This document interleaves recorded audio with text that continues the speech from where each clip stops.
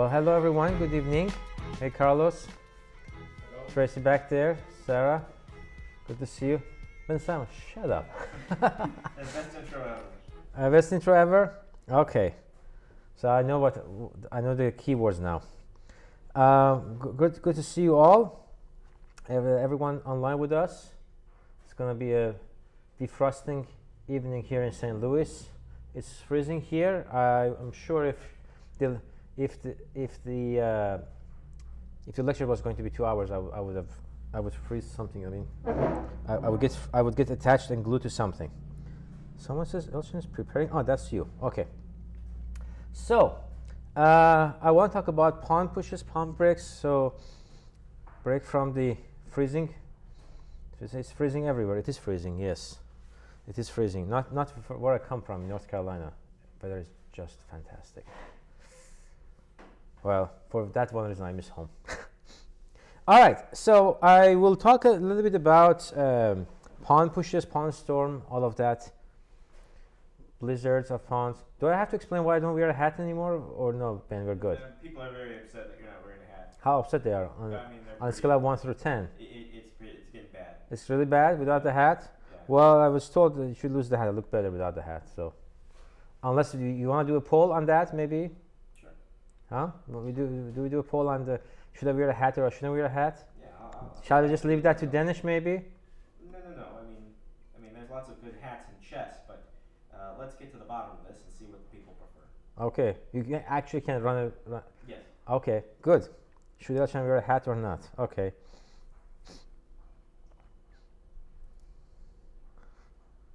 Well, people say I have a nice hair. Why should I wear a hat? And it's good, huh? We'll give it some time to get some results. Okay. In. All right. So this is a game. Shirov Polgar, and then the next one is also Shirov Polgar, and I just happen to like these two games because there's a lot of interesting pawn pushes in them. So e4, c5, knight f3, d6, d4, c takes d4, knight takes d4, knight f6, knight c3. I don't know if it starts with e6 or a6. Nowadays, nobody does e6 anymore. E6, and if I put e6 on the board, I mean, Kasparov played e6, right? But if I put e6 on the board, and what did you guys do with the Lichess engine here? Why did you guys disable Lichess engine here? Anyways, it will show +1. The g4 and the attack is just crushing. Yes, g4 and just it gives +1. It's killer. And okay, let's say a6, bishop e2, e6. Still g4, g5 is, but okay, this is how they played. And Carlos, you know from 1985 match, you also know from Kasparov match, that Kasparov employed Scheveningen system and was very successful and won the game 24 against Karpov, and Kasparov became world champion. So it was going through all 90s until that this English attack became a thing, and then people started to switch to e5, and then e6 became a whole semi-obsolete, kind of an archaic way of playing, but still is playable. In certain positions it's playable. You know, it's very funny. E6 is considered bad. Like, for example, A6 here. Like, for example, like this. This was shown by Thaw many years ago that actually white has a crushing attack here. Or, for example, early knight bd7s. Like, some people do knight. And this Thaw had shown, like, in his games that this is just, you go long castle, g4, g5, and kills. Whenever b5, bishop b5. Bam. Done. So, yeah, Thaw. That was that man knew how to play chess. So let's keep going with whatever is I think the game was a6, f4, queen c7, and then g4 right away. So people say put on the hat. Well, I don't have a hat with me, so. Sorry. It's in the thumbnail. It's in the thumbnail? Just okay. Look at the thumbnail. All right. So g4. And then rook e8 was played in the game. Makes sense. Do you know, are you familiar with this idea? Carlos, do you know about this idea or not? Why does rook e8 doing? I don't play Sicilian. No. Okay. So I'm asking people online, what does rook e8 do? It's known as the Polagaevsky maneuver. Do you know that name, Polagaevsky? Polagaevsky was 4-time Soviet champion, and he was one of the pioneers in Sicilian defense. All modern ideas we know about Sicilian comes from Polagaevsky, actually. The very first encyclopedia of Sicilian is written by Polagaevsky. Good? Okay, fantastic. So why well, people say bishop f8. Well, duh. Yes, I want to go bishop f8. Well, what's the idea behind it? So in those days, Polagaevsky figured out that after this g5, f5, to be solid. Well, go figure, solid. The idea is that if I go g5, and then say I go this move, and I want to do this attack, I have enough time to do this, and knight f8. And then I can counter in this side. And that's how Karpov played it. So the rook e8 is also to reinforce, if they go f5, you go bishop f8. What his name again? Guys, Polagaevsky. Lev Polagaevsky. When people say who, it just wrenches my heart. Lev Polagaevsky. Lev Polagaevsky. He's like the, how to put it? He's like Poincaré in chess. He's a mathematician, Poincaré. Okay. He's a Poincaré of chess. The foundation of modern theory comes from him. If you buy Kasparov's book on 70s chess revolution, all the things coming along, he has a very good. Nobody offended me. People say if they offended me. No, nobody offended me. I'm just exaggerating my. I'm just. What? Ben Simon? What? No, what was it? No, you're just very offensive. I'm very offensive. Very offensive person. Can I go defense a little bit, huh? Do you think I can go defense a little bit, huh? Yeah, I'll have to try. I have to try. I'm being too offensive. I'm offended. You're offended? How offended are you, Ben? I'm going on Twitter right now. You're going on Twitter? Yeah, I'm gonna. What's your handle again? Tell me what's your handle too, because I have to ban you. So tell me just right away. I'm going that offensive. I'm going that offensive. The Ben Simon, bring it on. Yes. Yeah. All right. So, anyways, this is the idea. So here's the point. In this moment, Shirov played f5. So I am putting the normal pressure, but this is a trick question. This is not a trick question. This is a trick move. So you would just say, okay, he's attacking on e6, so I have to go bishop f8, right? That's the natural move that comes in mind. But the natural move is actually d5. This is the best move. You have to counter. White has overextended too much, and the center is semi-open and quite dynamic. So you have to take an action right in the center. So the d5 strike was the right one. Because if I go bishop f8, as she did in the game, g5, and this is what Fischer had cooked up for Polgar, for anyone who would play this against him.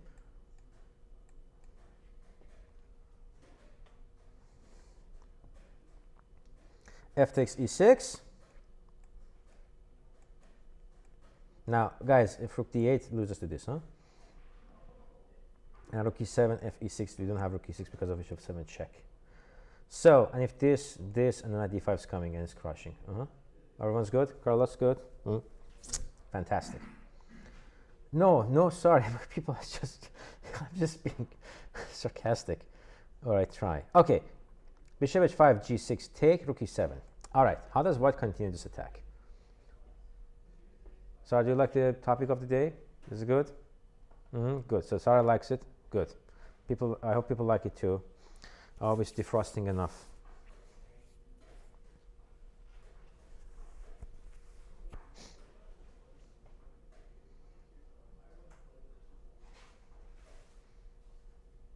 I'm going to give people time to ask me questions here. This is a very interesting position. Queen f3 goes bishop g. She will go bishop g7, then knight e5, knight c6, and I need two moves. Queen d8, bishop g7. I'm good.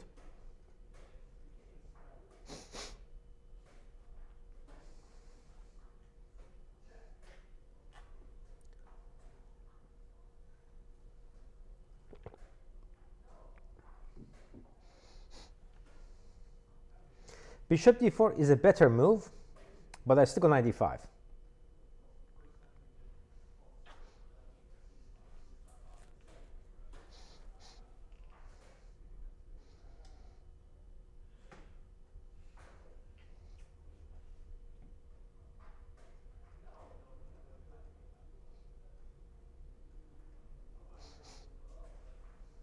Rook f7. That's a powerful move, but it's again 95. Can I play knight d5 or is that just not? That's the plan. Yeah, 95. Knight d5. Knight takes d5. Queen takes d5. King here, and now what?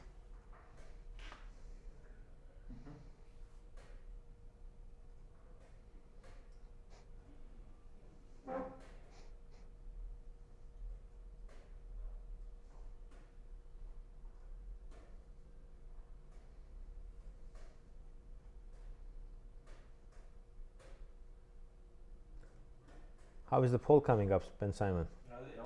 It's very interesting.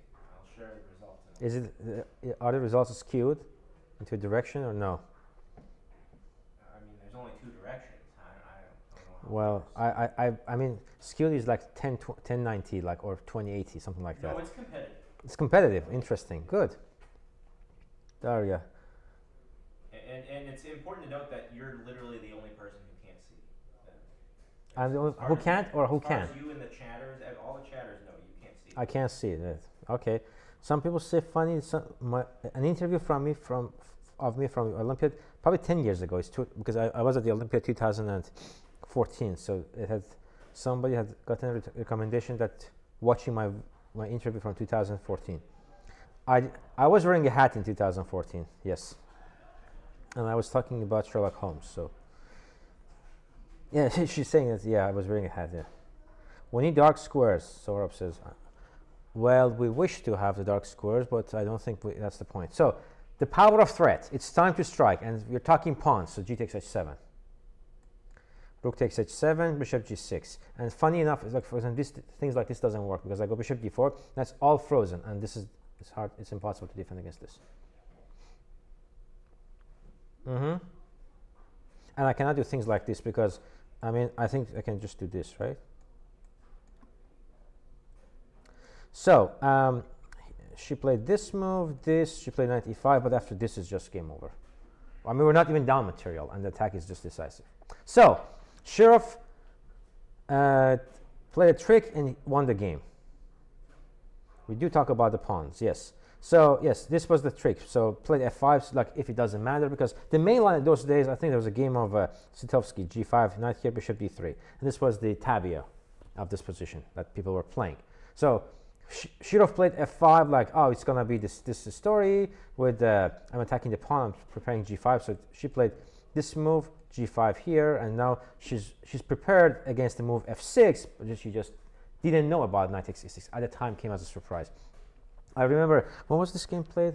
I don't have the, let me see the book. Oh, you checked the game? Shirov Polgar? Yeah. Yeah, 96. You just checked it, huh? Yeah. Okay. Sneaky. Sneaky Ben. Yes, 96. Yeah, it was very, I read actually the article. Things were coming to you so late, with such a lag. I read this in 98. I read this in 98, the article. It was translated in Farsi. So, but then Polgar had a pawn break revenge, and I think Polgar had an overall lifetime positive score against Shirov. I'm not so sure, but I think against Shirov he had a positive score.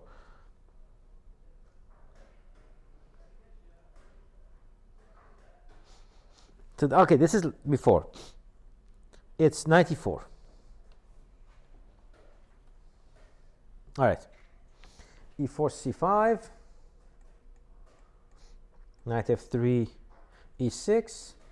So I don't know if this is one of those tournaments, but I remember whether it was Miguel Najdorf himself or a friend of his who was a millionaire. They were both in insurance business. And do you know the life story of Miguel Najdorf? So you know the name, of course. But you know where he was from?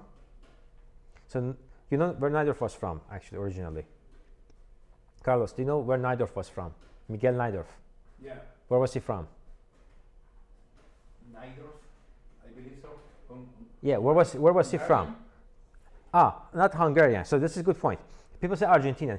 He immigrated to Argentina, but he was originally from Poland. He was a Jewish Pole. So he was in Argentina in 1939 during the chess Olympiad, and then the war triggered. The war began, and he, being a Jew, and the invasion of Poland by the Nazis, he stayed in Argentina, started his own business and everything. So years later, when the opening named after him Najdorf, and then he was a lifetime Sicilian player. Although I have to tell you guys, I only know his losses in Sicilian against Thaw. So I'm not that big. I'm not that big on actually his wins there, but he is known for his Sicilian. So he had this themed tournament, e4, c5, knight f3, where he had it for a few years. And yeah, it might be that tournament. I'm not so sure though. So c takes d4, knight takes d4, knight c6, knight c3, and she played d6. But now we know that this is a bad move. In this system, f4, bishop e3, queen f3 is just crushing. If you play like this against this system setup, and the most recent game that I can show as a classical example of this is Ivanchuk against Van Veli. Ben, are you going to search Ivanchuk Van Veli? Ivanchuk won with white pieces. So in the 2000s, at least 2010s, this is considered really bad. Bishop e3, f4, queen f3. We know from Thaw's time that this is really bad because I have zero flexibility to exert any pressure on white center, and white just go f4, queen f3, g4, g5, and collapses. But this is 1994, so luckily for Polgar, it's okay. But actually, Shirov had an idea. Shirov started with g4, so he knows that if he starts a pawn storm, it's going to be much better for white. But here, Polgar did something smart. After a6, bishop e3, she didn't put the knight on f6. She played knight e7, which is still bad, but it's better than knight f6, in my opinion, practically speaking. She played knight e7. What's the idea? She wants to take on d4 and place the other knight on c6, correct? Everyone's on board with that? Then Simon, you're on board? He's on board too. Perfect. So, so this is the threat. So now we have a concept of superfluous square. That's $20 worth for a very simple concept. And superfluous square is that I have this is square c6 for a knight, but I have two knights to go there. So when white plays knight b3, very strong move, now I have two knights, but I have one square. Superfluous square. How do you spell superfluous then?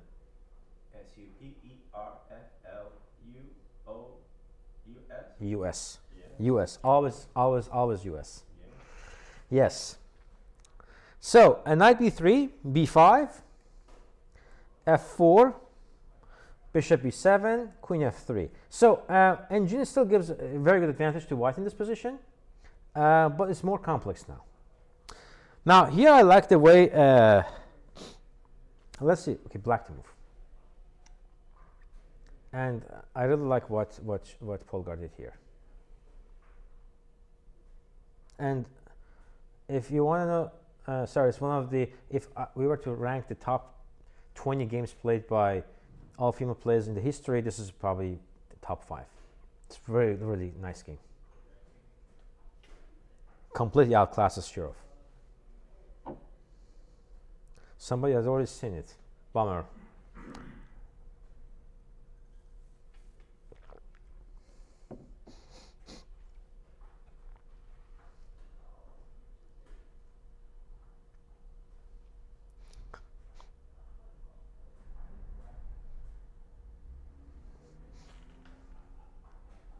I'll give everyone about 3 minutes.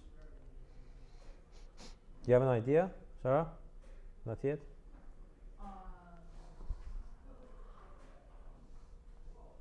Take your time. Carlos, do you have an idea? Not yet. Okay, take your time. The first thing I'm considering is knight d4 to play d5. Goes long castle d5. You're opening the game for your opponent.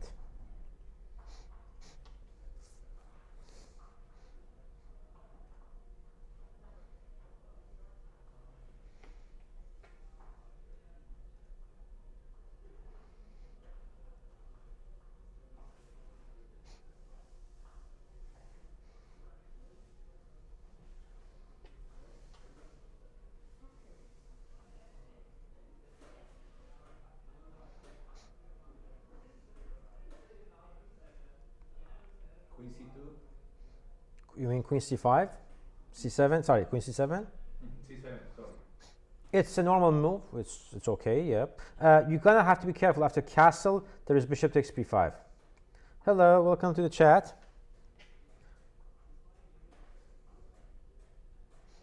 Okay. It's about pawns, right? The class is about pawns.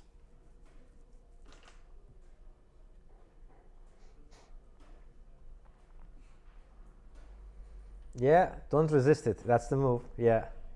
G5? It's g5. Yes, it's g5. G5 actually came, like, was the first thing I thought about, and I was like, Yep, we want a square. So g5, f takes g5, knight e5, queen g2,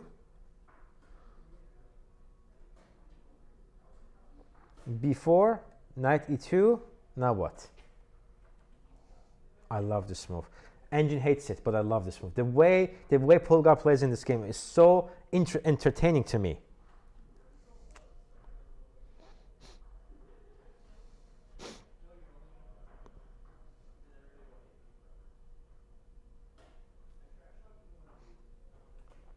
Try again, guys. Try.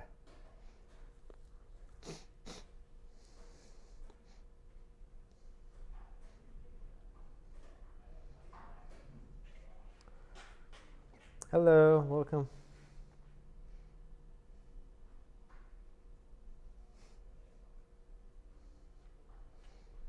A5, no, too slow.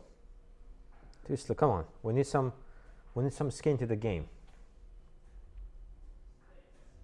You still got it wrong? Okay. Don't like A5. No, A5 too slow.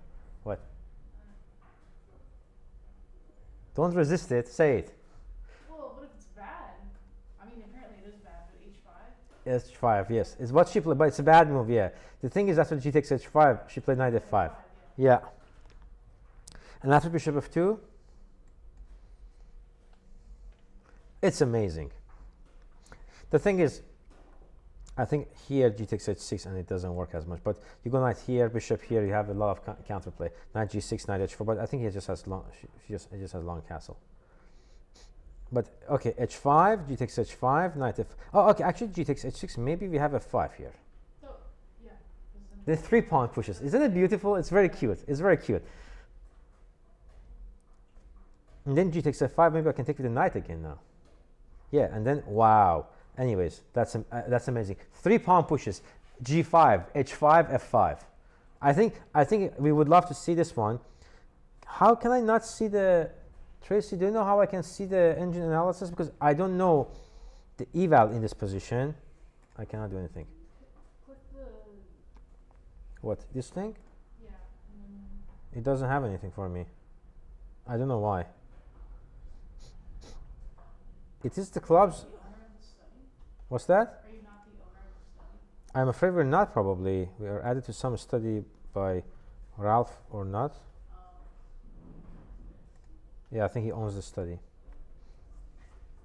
Whatever. Okay. So I think we have F5, Carlos. And then after capture, knight captures, bishop here, I think we have a lot of things. Engine has lost it. I mean, even bishop, even knight H4 is good. Because I can pick up these 2 pawns, then this is hanging, this is hanging. It's just like return on investment. So, well, let's look at the game. G takes H5. Knight F5, bishop F2, and now what do we do here? This is beautiful.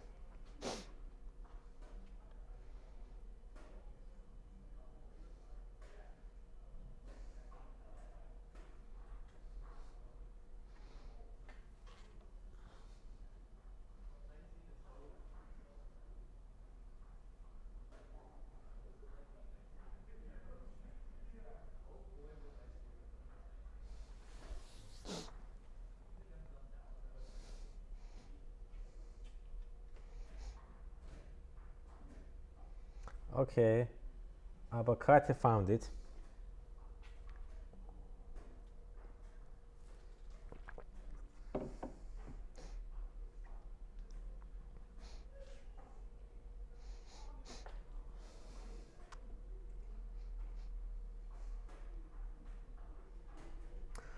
Maruk c8 castle, queen takes g5. Because if queen takes g5, I go check here, and then I will win this pawn, and I'll win this pawn, and then I'll kick this rook, and I'll win this pawn, and we're just smashing, completely winning. Yes, f5 is still not hanging. So played queen g5, then knight a5, and now it's the winning move. Polgar's performance is amazing this game. I love it. I love this game.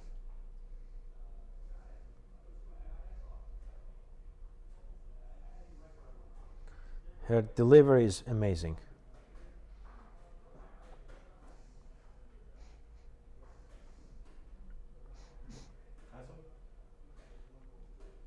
Castle takes on b7. It's asking you guys.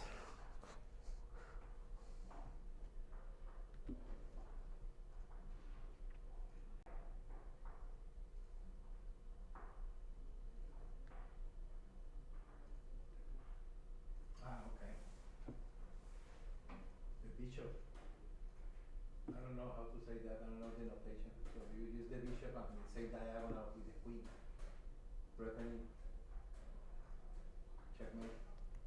So what move again? What's bishop h6? Bishop h6.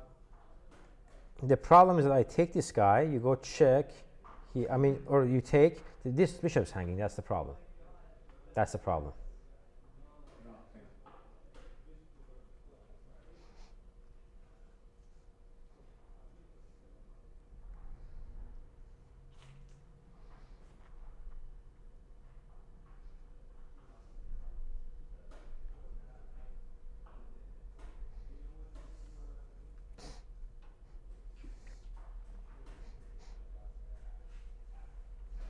So the move is, because I want to show some more content, so is knight e3. Isn't it gorgeous? That's what I was. Well, say it!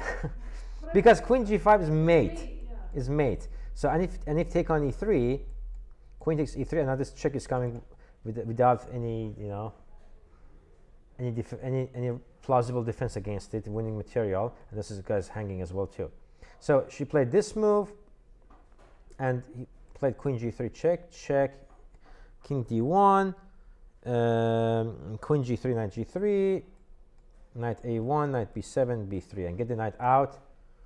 So when you see it, it's easy, yes, but you first have to sit on your own. And then b3, and the knight comes out, and then the players were in time pressure. Both players played subpar, but what black is winning, and she converted once she was winning in a good style. We don't care about that part, but gorgeous games, huh? I really like the fact that this is all pawn pushes. Like if you go back to this moment, g5, h5, and if he had played g takes h6, f5, that would have been really nice to see. 3 pawn pushes. But pawn pushes for me.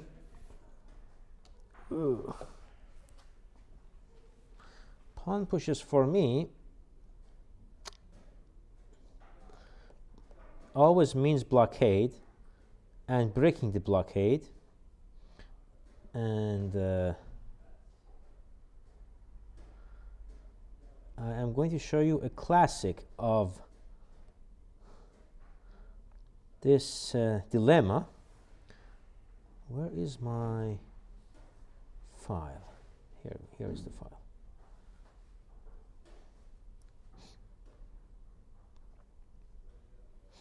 So Kotov, Gligoric, Zuerich 1953. So have you heard of Zuerich 1953? Yeah. No? It's one of the very first tournaments that professional chess actually, in its modern way, have been approached. The way half the field were Soviets. There's a famous book about it written by Bronstein, and he explains also, not he explains, but also they wrote a lot about it, that how all the Soviet players had a second, coach who would help them with the adjourned games. I don't know if anybody knows about adjourned games, but I mean, not you. I mean, people who are in the chat. So I'm explaining. They gave it adjourned, so you had people you analyze, but then you don't have an engine at that time. What? Someone in the chat asked if we're in a parking lot. And I'm in a parking lot? It does kind of look like we're in a parking lot.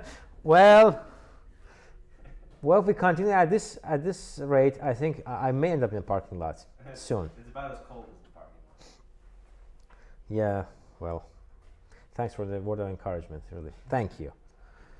So, yeah, so it was talking about, and Kotov and all of these guys who play in this candidate tournament, that how they had a coach, they would go in the morning, they would go for a walk, then they would go to swim, then another activity, and then another activity. So the Soviet authorities wanted to make sure that at least one Soviet player would qualify in this tournament, and how they had like the regimens, the foods they were eating, everything was portion control, everything. And nowadays we know in top at the highest level, it's a really important matter in every sense. So, and the book has really the writing is quite gripping, and it's quite interesting, but I really don't like the analysis. So I was too strong when I started reading the book. I was probably strong ion level for a guy who is for early 2001. So I couldn't enjoy the analysis because I could see mistakes in the analysis. I wasn't strong enough to see that. But the writing is the way he explains things, and the ideas is very interesting. So people see a lot. So this is a game between Alexander Kotov and Svetozar Gligoric. You know the game Gligoric from King's Indian was an expert on King's Indian, and Kotov, the famous book How to Think Like a Grandmaster. So Kotov played d4 knight f6, c4 g6. Gligoric plays his system. You know, in those days, they had beliefs. They had the system of beliefs that this is working actually. So, for example, if Gligoric had already lost 3 games in this opening, he wouldn't quit it. This is a very interesting thing. Nowadays, people would just quit an opening in 2 games. This is not good. This is bad. And he would just come back and try to prove his concept. Doesn't matter which position he would finish in the tournament. It would matter that he shows his concept is correct. My King's Indian stands. It's a correct opening. Different mindset. Very romantic. So, d6, f3. This is Zemich system. And Zemich is already not only in King's Indian, anything also in Nimzo with f3 is a Zemich system. So guys, if you go d4, knight f6, c4 this is also called Zemich system. Anything with f3 in all the d4 openings are considered Zemich. So Zemich is a German player, Friedrich Zemich. His concept was, I want to occupy the center right away. So the setback is that the knight is bad, I'm weakening the king, but he is trying to get the center right away. So let's get to the main line. So f3. Where am I? Castle, bishop e3. Well, you call it cool. You've seen that famous game of Karpov-Kasparov where Karpov ends up with all his pieces on the back rank after 21 moves. Have you seen that game? Good content for tomorrow or maybe on Thursday. Bishop e3, e5. Now it is considered inaccurate actually, this move. Not that inaccurate, but it's not correct. And this is definitely bad. This is different. Now this is definitely bad. People say show it.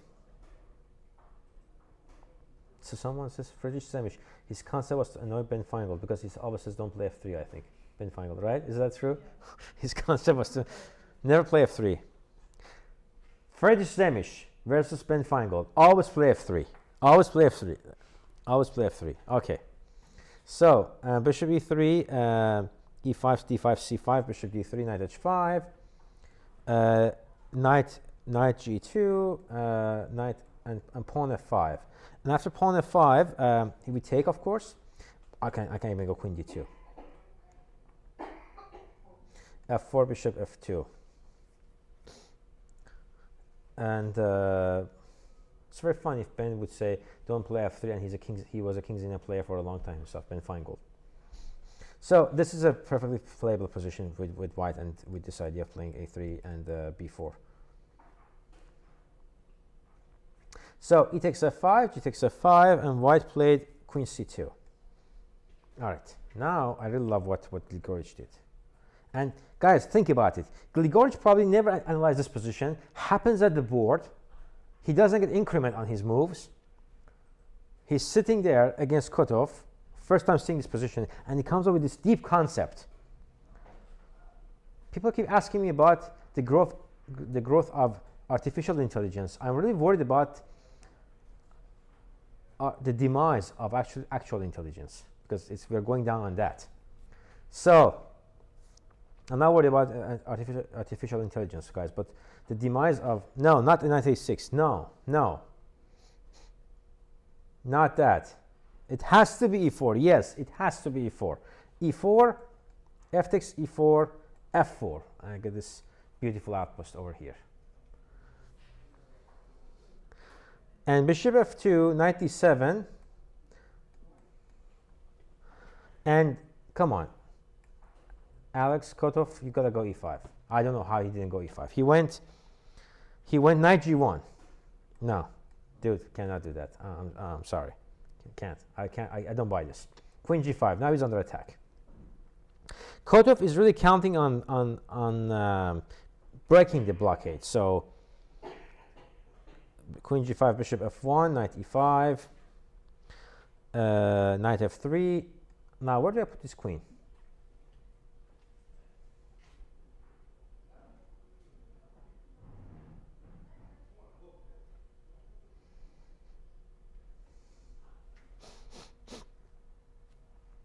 So always undevelop your piece. Is that a Bain-Feingold thing also or not? Always undevelop your piece or not? Sounds like something you'd say. Something you would say? Well, I like Ben. Ben is a good man. Not this Ben. Oh, I haven't met a Ben I didn't like yet. Now this Ben is cool too. I dig your style.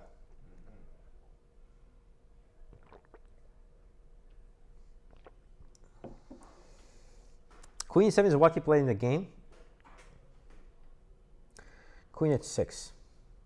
So I'm going to make it concise. Well, I'm going to continue on queen h7, but queen h6 is the move just for the sake of brevity. We just say castle and then knight g3. And that's why this move is very strong. Queen h6 was stronger. Well, people said that was a big mug. Yes, this is a big mug, but there's no coffee in it. It's only tea. I don't drink coffee at this time. So queen e7 was played.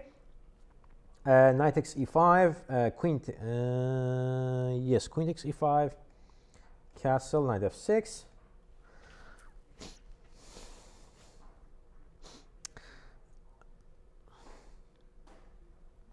But this is a waste of time actually. a6 b5 is the move to go. So why he put knight f6, Sarah? He wants to go knight d7, knight d5. But it's a little bit, it's a tad slow. You have to go a6 b5 right away. So after a6, okay, he didn't play a6, played knight f6, h3, and bishop d7. I don't dig this move to a6 again. Must go for it. So bishop d7, bishop d3, a6. And how do we stop this queen now? Here, Kotov play a very strong move, knight b1. The idea is to go to this square and kick this queen. The position is balanced. It's not a big deal. If he had played bishop e8, bishop h5 to control this square and play knight d7. But Gligoric got too excited here, guys. Gligoric got too happy. What do you think he did? No, he didn't play b5. Push the pawn. Which f3? Yeah, he played f3. Well, it's a gorgeous blockade. It's very Nimzovichian, like Aaron Nimzovich. But number one, two guys in this world despise Nimzovich theory. There's number one is Yasser Serevan, and number two. And Nimzovich, his idea on blockade is too extreme in my opinion. Although I shouldn't say it like that. I don't despise. I just sometimes it's too simplistic. It's too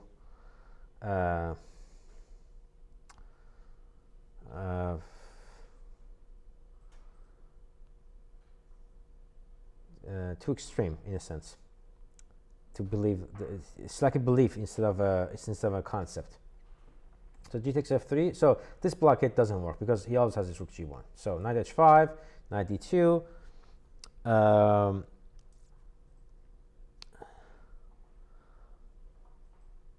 yeah, this in here, for example, is the first point white missed. Do you want to try to find it? White to play and obtains a seemingly winning position. Seemingly, just better.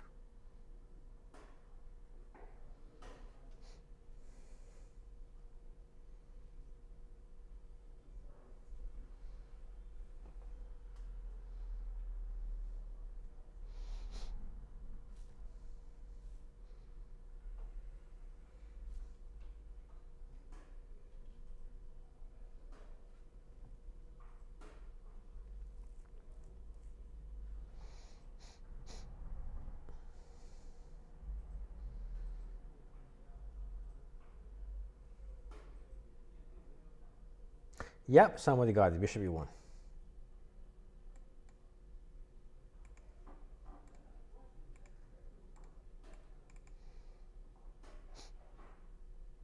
Okay, so he didn't play that. He played.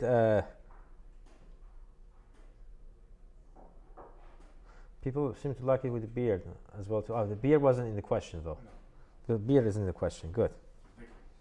Hmm. Ridiculous. The beard is ridiculous. No, the concept of asking it in the poll is ridiculous. What, the hat or not hat? Yes. Why is you consider it ridiculous, huh? No, they got to be two separate polls. You can't be grouping all of these items together in one poll. It's going to be confusing, and it's not. There should be 4 groups. It's 2 by 2 now. No beers, hat. No beer with beard and hat. No beers, no hat. Should we wait until the end of the hour to call the poll, or do you want to call it now? No, I mean, let me wrap it up 5 minutes and then we can do Absolutely, the notes. yeah. Okay, yeah. 92. Okay.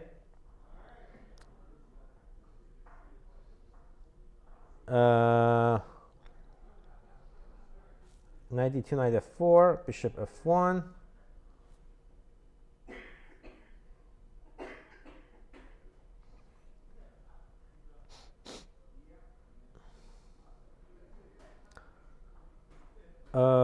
B5, H4. Okay, here's not playing extremely slow. Why is playing too slow? After bishop B5, H4, King H8, Rook G1. Now he wants to do something like this. We don't want to give up the bishop at any cost, so we go bishop F6, also covering this square as well. G5. So plays the move. White plays the move. What does he play? What? Plays knight b3.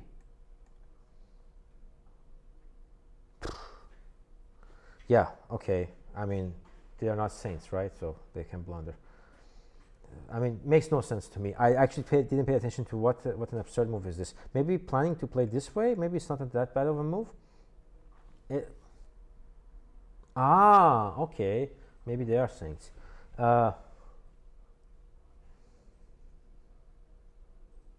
Yeah, knight a5 is the plan. So, yeah, wow. Yes, I got him. I got it. Some people said bc4, knight a5. Yeah, I see the plan now.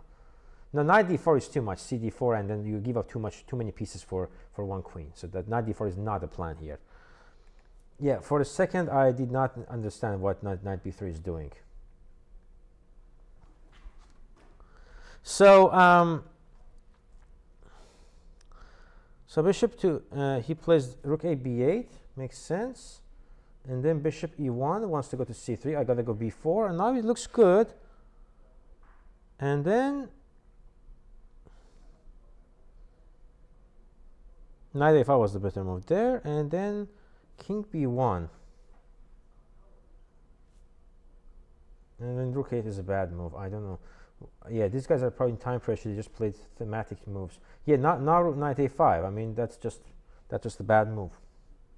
That's just a really bad move. Here, rook g8 is the right move. And I said, I put a note to myself. Black's shifting to the other side, and also bishop a4 is a plan to maintain the blockade. I call this a super blockade because now you have two blockades next to each other.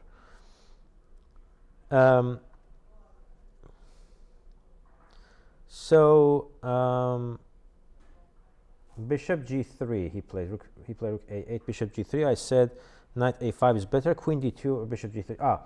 Here, there's a mistake here, guys. There's a mistake here. Bishop g3 is a mistake because I have rook g8, rook takes g3.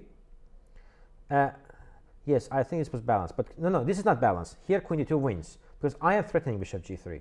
In the game, he played bishop g3 first, is a mistake. He played this, and then I have, or he played queen h2, I think, in the game. Doesn't matter, either way, I take and play knight d3. So here, he played this, and after rook takes g3, rook takes,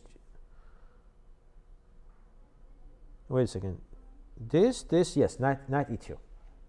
Because bishop e2 is mate, so he has to take with the queen, because he has to defend the sky, and queen g3. And now this bishop is a complete, is a full compensation. Is a full compensation now, this bishop on f6. And these pieces are passive. I don't have f4, e5. I really need to move like f4, e5, d e5, f5. I make a blockade on e4. That's as far as white has to go if he wants to claim an advantage here. Yes, so yeah, Kotov missed the win. So queen e2, queen takes g3, knight c1, a5, knight d3. Obviously, e5 is coming, so I have to play bishop d4, h5, queen h4. I don't know what he's chasing on. He's chasing the pawn. And then there's no f4 because of bishop g4. Queen h4, bishop g2, rook g8, rook h1, queen g3, bishop f1, a4, king c2, a3, b3. And funny, they agreed to a draw, which is -1 for black. This is -1 for black, guys. But the how part is a little bit hard to understand, to fathom. Yeah, it's just, well, it is kind of on Gligoric because they passed the time control. And when they passed the time control, they would take a dinner break and they would go to analyze the game. And he had all the time to make that decision, and he took a draw for here. He took a draw here. What? No play for white. Yeah, that's understandable. But how do you actually play is very interesting here. And the interesting part begins here with the move rook f8, bishop g2, and then you kind of put in a zugzwang with a very interesting move for black. I'm going to just do this a little bit. How do you put in a sort of a zugzwang? Actually, the knight looks good, actually. Just, well, whenever I see these games with these all many mistakes and like what they are doing, I look at my losses and then I realize that we're all human.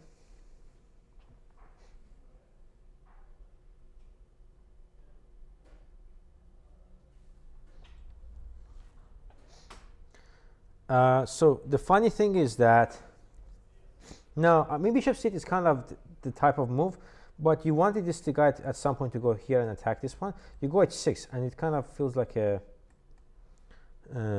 yeah, it's a zugzwang, and then you just pick up his pawn on h5, and he's out of move. Yeah.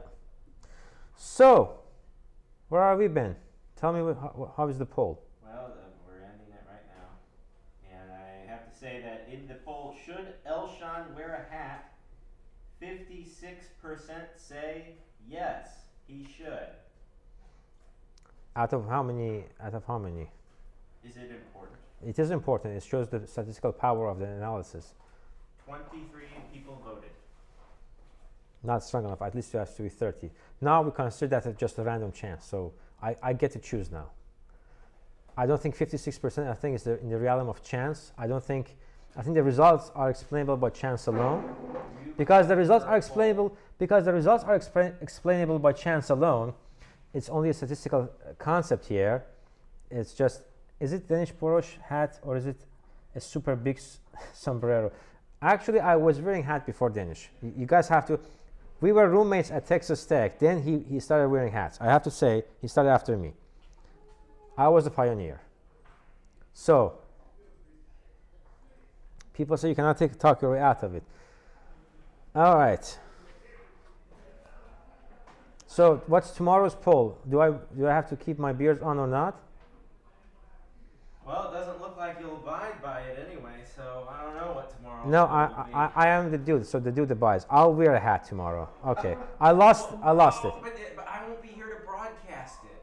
I'm gonna be doing a concert. Okay, on Thursday? I'll be doing another concert. Are you gonna be here on Tuesday? No, I'm gone. This is the last one. Oh my gosh. So that's it. That's it. That's it. You. Tracy, are you gonna be here tomorrow? Yes. Okay, so you're running his class tomorrow? Yes. Alright, wear a hat tomorrow. Okay. Okay. Only tomorrow. Alright. Only tomorrow. Okay, only tomorrow. So many concerts for Ben Simon. What are we doing, Ben Simon? Why so many hats? Hey. I just go where I'm needed. He just goes where he's needed. You're not needed here anymore. We're gonna miss you. I'm gonna miss you. Yeah, well, it's freezing in here, so I'm not gonna miss it. Well, okay, fair enough. Fair, it is. Yeah, fair enough. It is. And you guys are here for hours. I'm here for an hour. So, okay. Before I freeze so much and I need to wear my bear jackets, I'm just gonna bear overcoat. I'm just gonna say goodbye to everyone. How was it, Sarah? Did you like it? Sarah liked it. I hope you guys also liked it too. Ben Simon is going to sign it off. See you all. I hope everyone had fun. And Ben Simon, I'm gonna wear a hat tomorrow, unfortunately. Only tomorrow.